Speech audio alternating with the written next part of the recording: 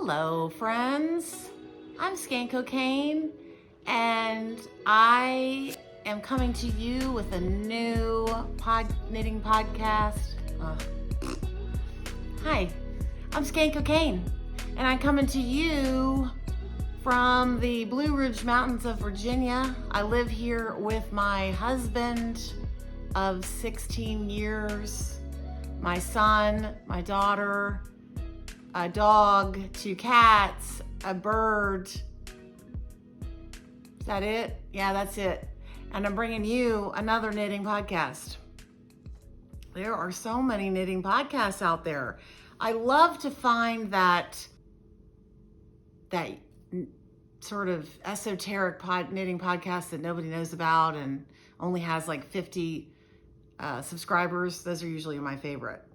Anyway, I got my hair cut. I got, I guess, 16 inches cut off my hair. I had it lightened. I went to a salon and wanted highlights, and I got tons and tons of bleach put on my hair, and my hair essentially does not like bleach. We cannot do that to Gina's hair ever again. And it is dead, it is flat, it doesn't hold a curl. Like right before I started filming, my hair was completely beautiful and wavy and everything, and it just doesn't even hold a curl. And so I just decided I just could not stand the deadness. And so I went and had it cut. And I'm gonna just keep dramatically cutting it until all of this straw, and I'm not talking straw into gold, I mean like broom handle, is gone. So that's that. Okay. I have a lot of things to show you, so I think we need to hop to it because there's a lot going on. I am wearing my pink velvet by Dre Renee Knits. This is, the color work is done with my Surrey Cloud in the tobacco colorway, and then the body of it is in my Foxglove colorway, and it has just so many really pretty colors in it, and yeah, I love it. I don't know how long I'm gonna be able to wear it though, because it's really hot to wear. So that's what I'm wearing. I did finish, and I just can't wear it right now. It is just way too hot. But I finished my Magnolia Bloom. I haven't woven in the ends yet, but I did block it. And I love this sweater. It's not as wearable, I think, as I was hoping it would be, because it's my cashmere blend, but it is not, it's heavy, and the cashmere is drapey, so it's a bit on the, I mean, I feel like I'm gonna wear it, like put on my Gucci loafers and black pants and out I go, but it's not exactly just throw on like a sweatshirt, like some sweaters I have are like sweatshirts. But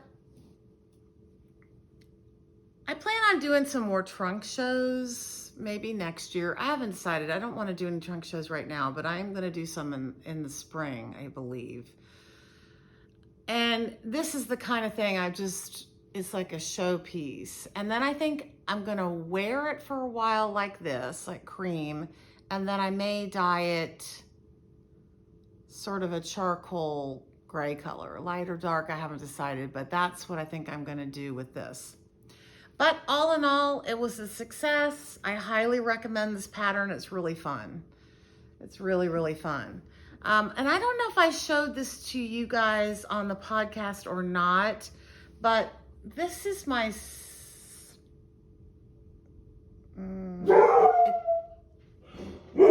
buddy.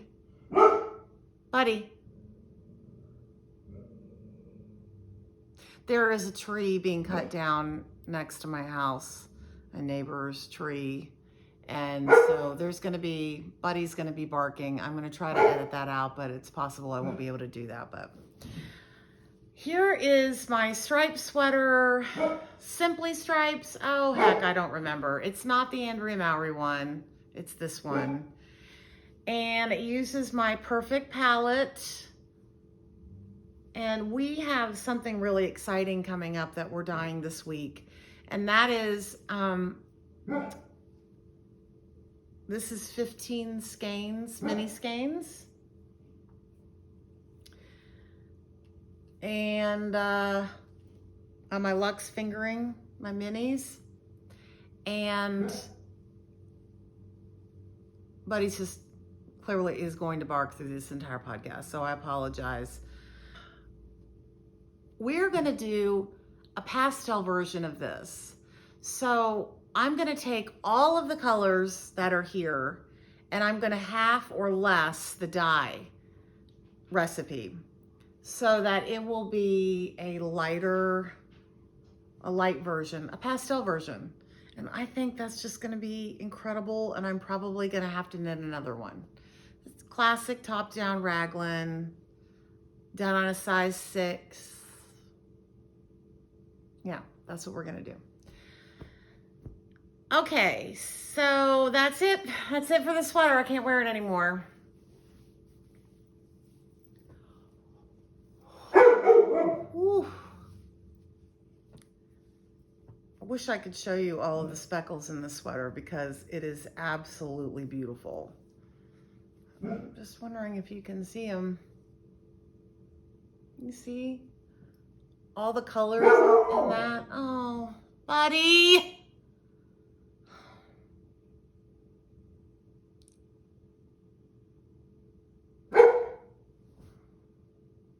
Okay. Anyway, love the sweater. I wear it all the time. Okay. That's all the finished things I want to show you right now. What I do want to show you is what I'm working on.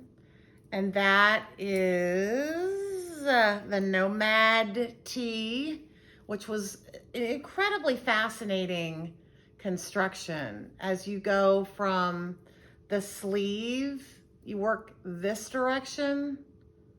So you're starting with the sleeve and you keep going, and see where I am on the bottom. I'm going to be picking up stitches around the neck, and I'm going to be making the neckline. But this is a very cool, intriguing pattern. It is my undyed yak base, which is my dream sock. Completely natural color of the animal. And then also my vanilla colorway and my succulent colorway of my Luxe fingering for the contrast. So this is very cute and very fun. Size 5 needles. And today is Dave's birthday, and I'm making him a pair of socks. We're going out for a nice dinner tonight with the kids. And I decided to quickly make up these socks. Here's one, 72 stitches on a size US 1. I do a 2x2 ribbing at the top, and then I just do the leg as long as I want. I assume a man is probably gonna want a slightly longer legs. They're bigger typically. I did a fish lips kiss heel with a contrasting color. I don't know what it is. Don't ask me what it is. I don't know what the color is. And, you know, a normal toe, and then I grafted the toe. And here I am with the second one. I just have till 5 o'clock tonight to get it finished. And I'm doing the decreases on the toe right now, so there is no reason why I can't get this done and have a pair of socks from my man. So I'm gonna give those to him for dinner, at dinner. My pressed flower shawl, I haven't really done anything. I've done a little bit, but you won't be able to tell, so I'm just not even gonna bother to show it to you. that is sort of like doing the pressed flower shawl. I can do maybe a row or two, and then it just exhausts me. Like I just can't do anymore. So I do like a row a day or something. So I'll get it done before the apocalypse. There's no doubt about that. But let me tell you what has really like freaked me out and captivated me, and I cannot wait to dye all the yarn for this. In fact, we're dyeing it right now as we speak. There is yarn in the pots as we speak in my garage for assigned pooling. So I had posted this picture on Instagram about my Calico Shawl by the dyer Chasing Rabbits, and she came up with this really cool idea. Basically what you do is you dye about 14 inches of the skein of the hank. So you have a main color, excuse me. You have a main color. So in this case, the main color is my rain cloud colorway. And then I had dyed 14 inches of a pink.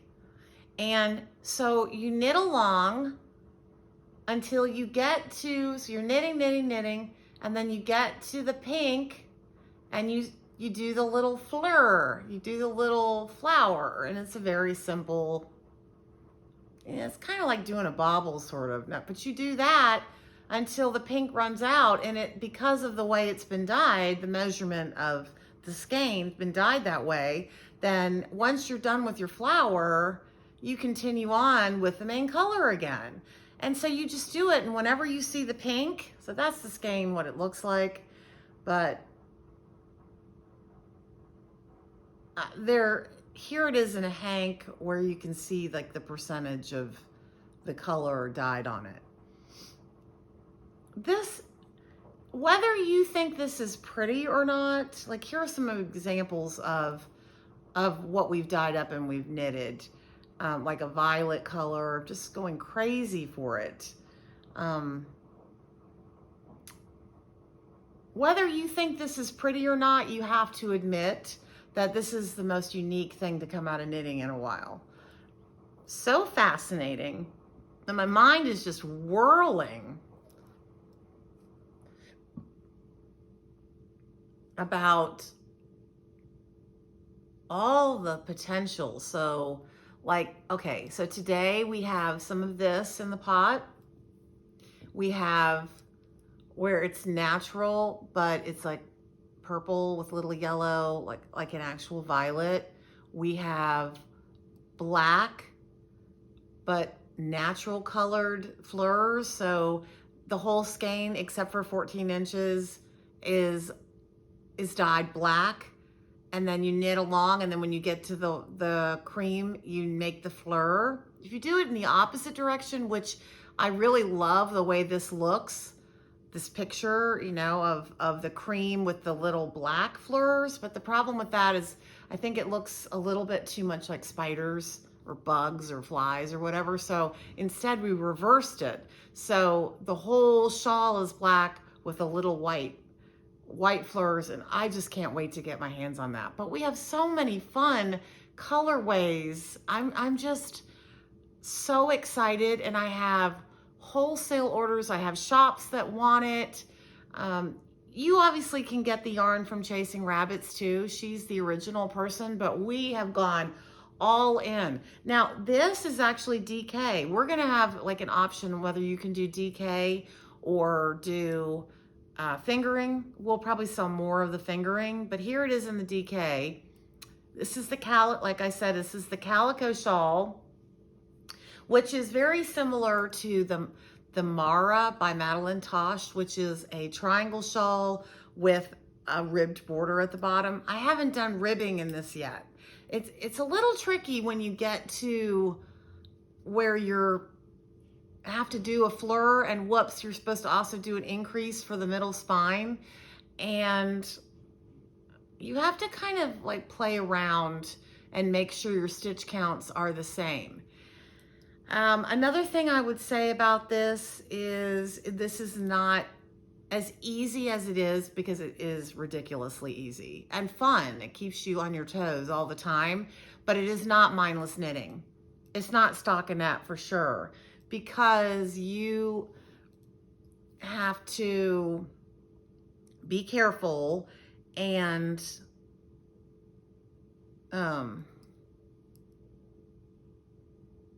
like if you're watching Better Call Saul, right? And you're watching a scene with him and Kim, Jimmy and Kim, and you're so engrossed in it, and then you've just blown past your pink, and you have to back up and tink back until you get it. So you really always have to have your eyes on this. So it's not mindless, but oh my goodness, intrigued, so loving it. So that's really all I have to show for you right now. I know that wasn't very much, but advents are done, completely wound. So I'm ready to get started putting those together. I'm gonna wait a little bit though, because I'm not gonna send them out till maybe mid-October. So I'm not really, everything's done. It's just sort of sitting there. I'm fine tuning it a little bit. You know, if I find a candy from Austria shipped here, I did find some stuff, because it all has to relate to the Sound of Music. So that's what my Advent's all about. So it's all done. So the perfect palette sets, we've got pastel versions coming. That's exciting. Assigned pooling, that's what this is called, is assigned pooling. Assigned pooling is coming in all different colors, like marigold color, and it's just so many fun things in the pipeline. Okay. So let me get my knitting, and I'll work on my half and half triangle wrap, which is now really just officially my purse knitting. And I can do that as long as it doesn't get really big.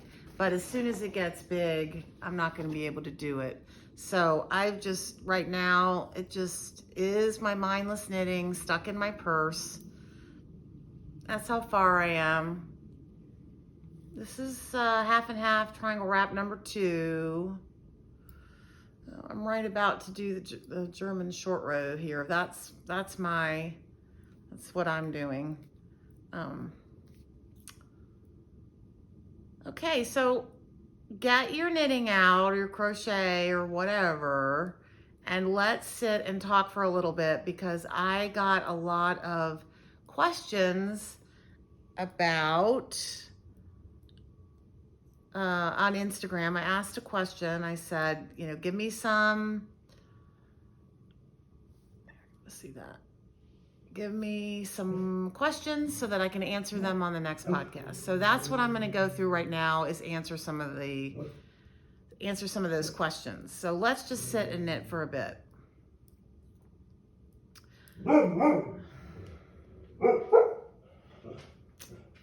Okay. Someone asked me, what is my favorite knitted thing that I've ever knit? And I would have to say that most likely it's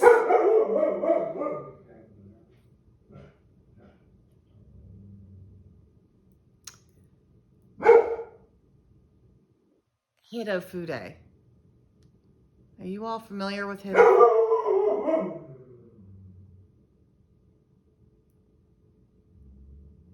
Are you all familiar with Hito Fude? Hito Fude. I made that, and I must have worn that 300 times. It really doesn't look very good anymore, so I don't really wear it that much, but Buddy's not gonna let me podcast today, it looks like. It sounds like he's in charge. I should have brought him to daycare today, but I didn't. So that was my mistake. So I deeply deeply apologize.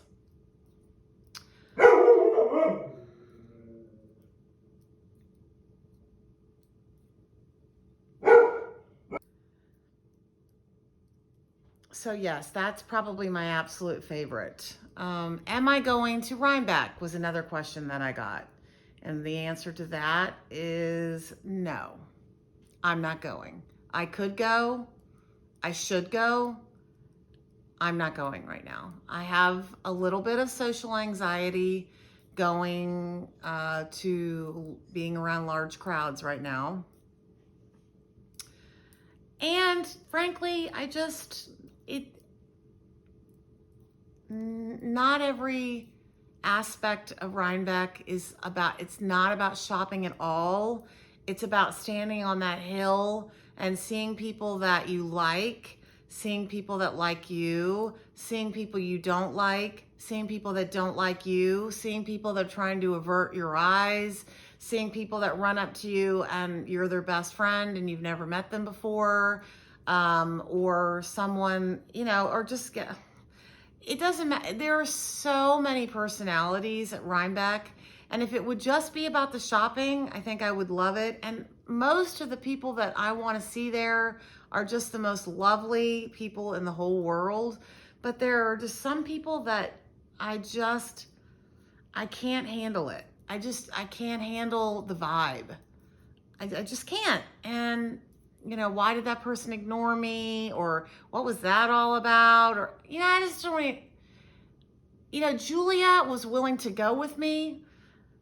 And I thought, well, that'll be fun because people know who she is now. So that would be fun. But I can't handle it. Now, do I sound like a little brat? Yeah, I guess I do. But I should go, but I don't feel like it. So I'm not going. That's it. Maybe next year, maybe not. I don't know. I can't tell you how I feel about that. Okay, let's think of some more questions. What other questions were there asked? Gosh, what other questions? I got so many questions. And they're all on my phone. I forgot to look at them before. Let's see.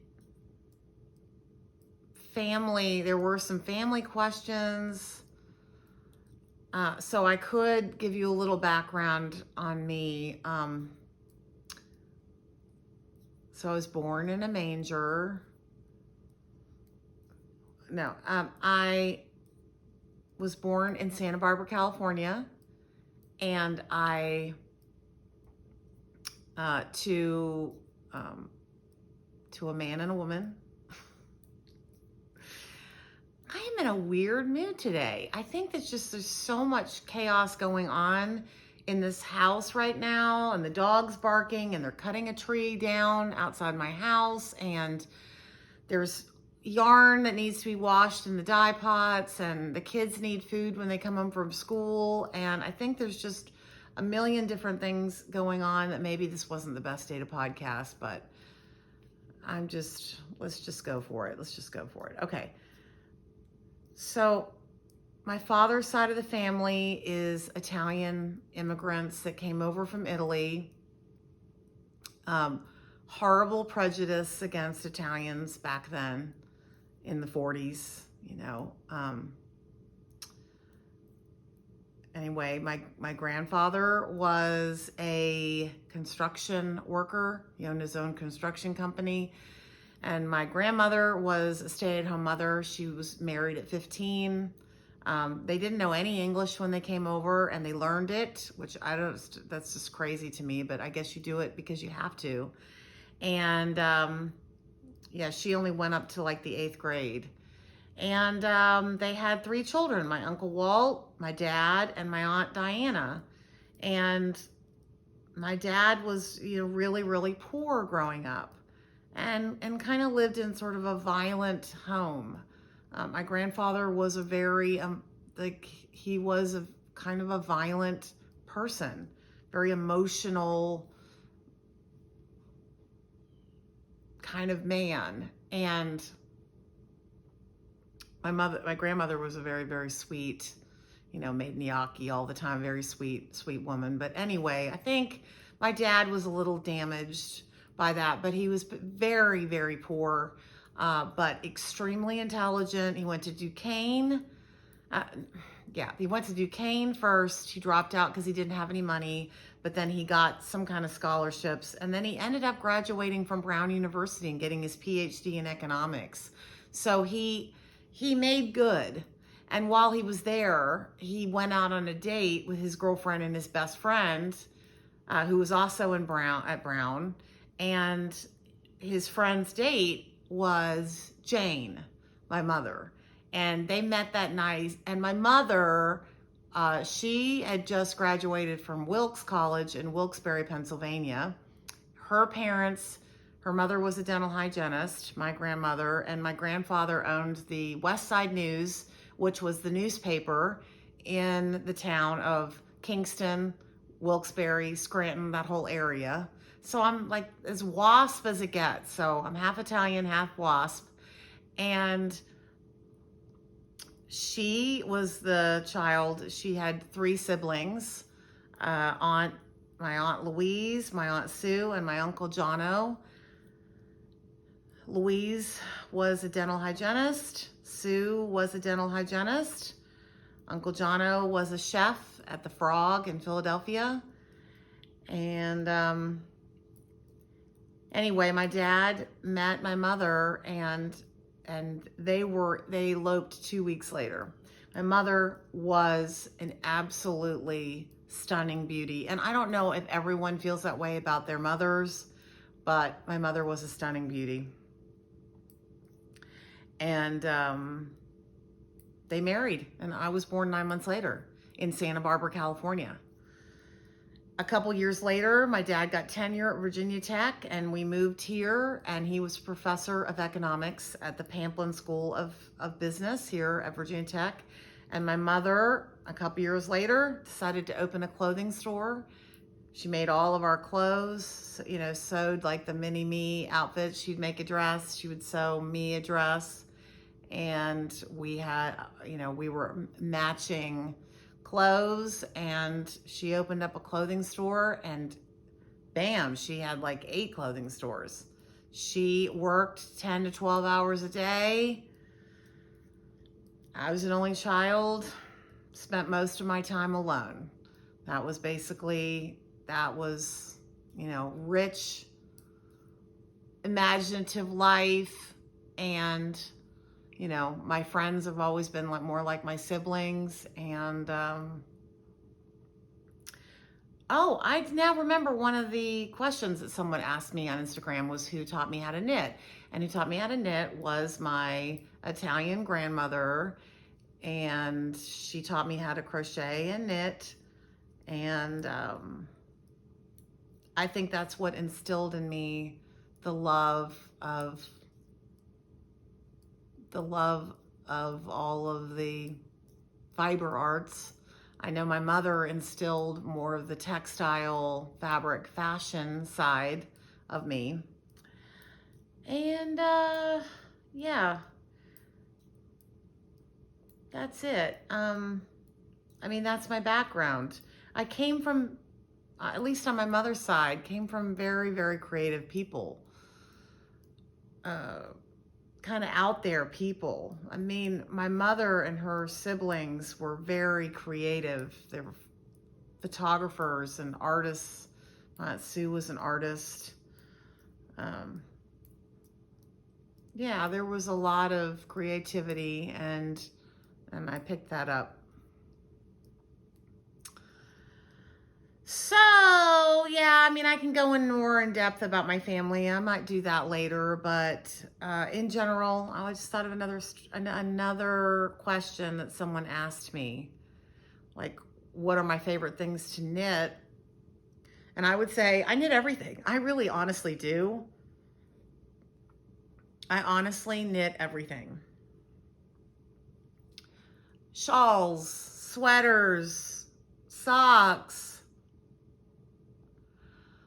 I don't crochet at all, except for my crocheted, the granny stripe blankets. That's it. Otherwise, I don't not at all. What else? What colors do I like? I like all colors. Every single one of them. There is not a color that I don't like except for maybe like a dishwater color. I don't like knitting with black and dark navy. That is for sure. Let's see.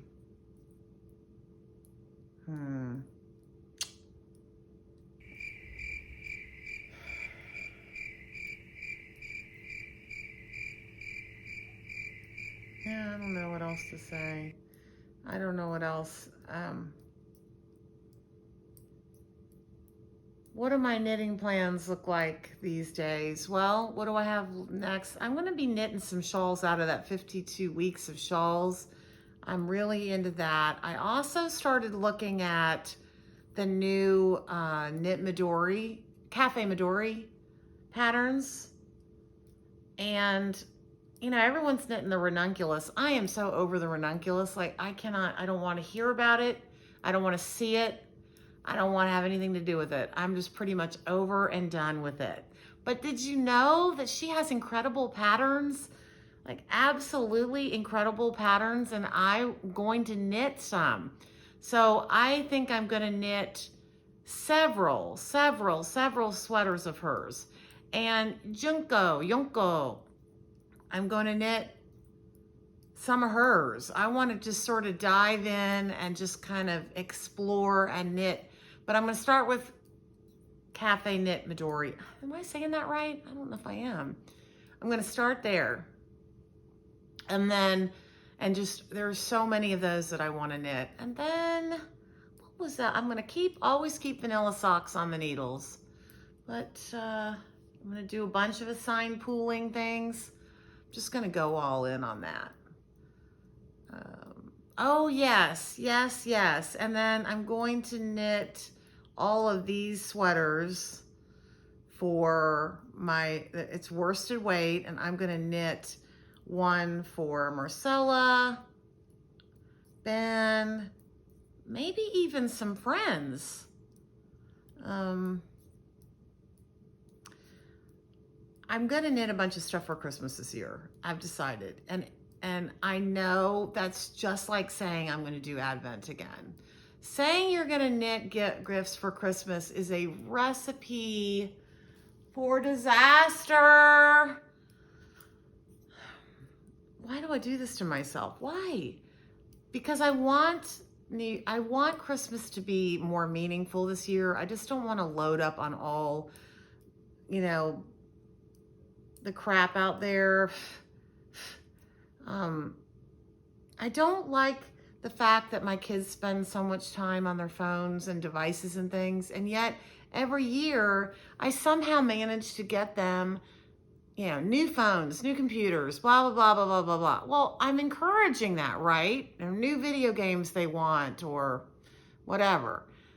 So this year, I just want to focus more on other things. So I want to make them things, like make them all socks. I was watching Stitch by Mrs. D, and she's making this Marceline sweater from Adventure Time. And we call Marcella Marceline, and we watched all Adventure Time. So I'm going to try to figure that sweater out too. If anybody has any suggestions on where I can find a chart for that. If I can't find one, I'm going to make the chart. So then I'll have the chart available in case you guys want to make it. But I'm going to do that. I'm going to figure that out.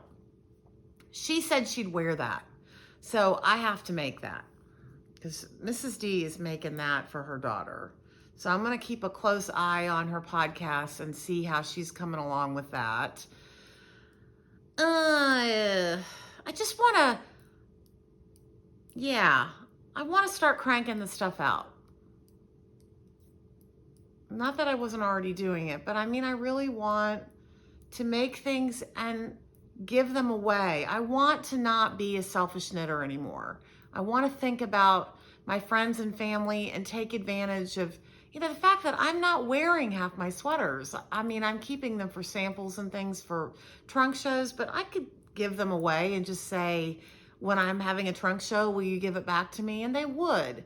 So I think, yeah, that's what I'm going to do.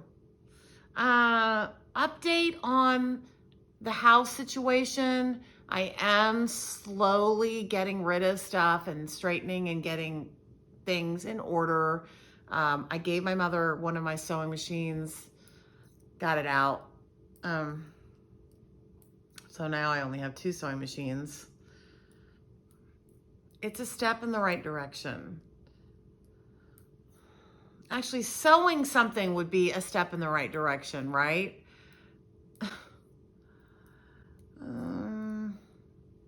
Yeah, I guess that's it.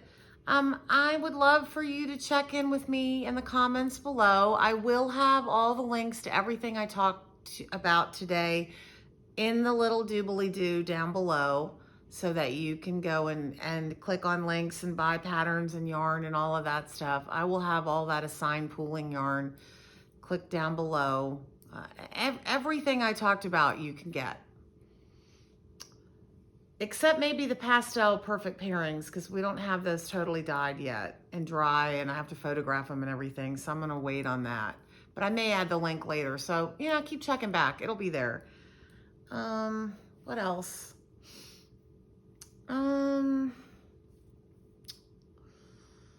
Let's see. Anything else?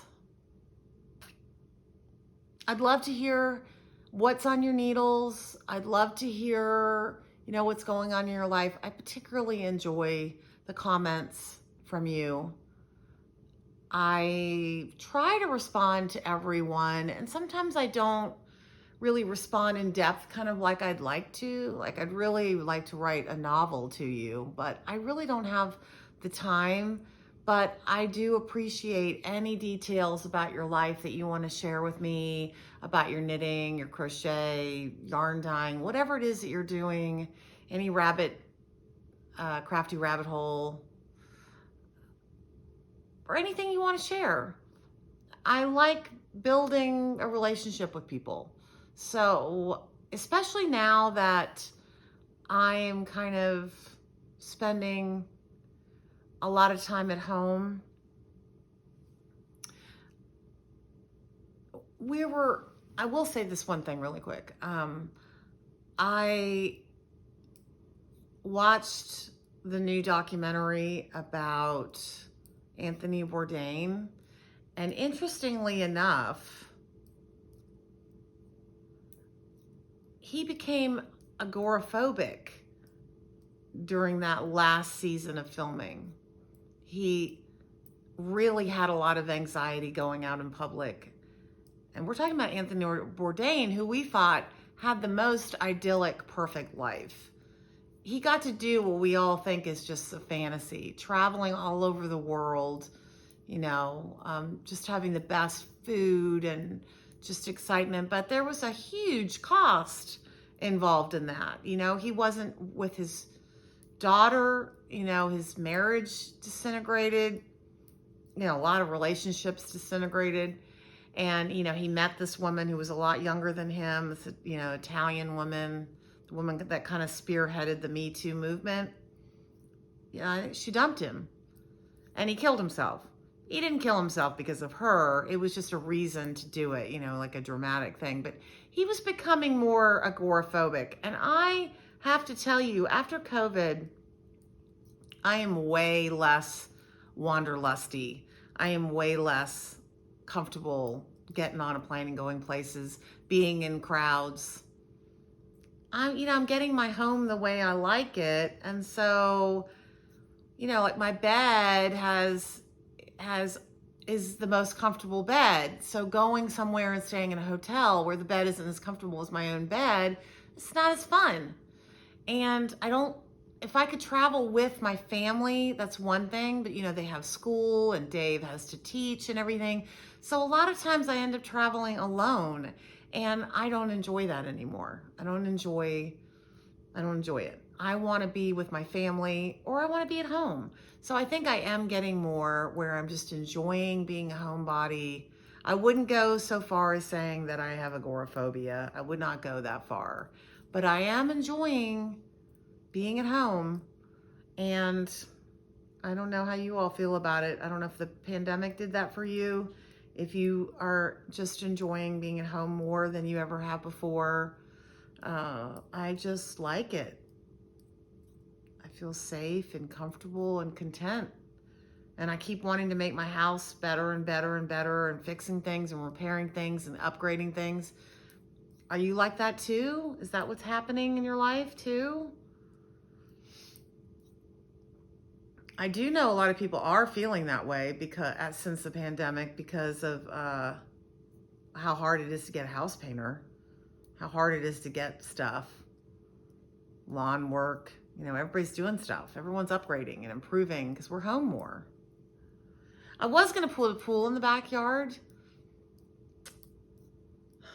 I have had a dream of having a pool, my own personal pool, but I also have another phobia.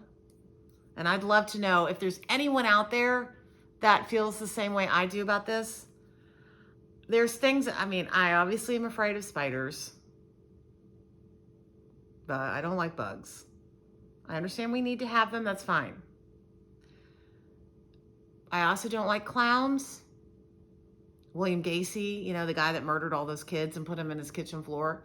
Don't like clowns. Creep me out.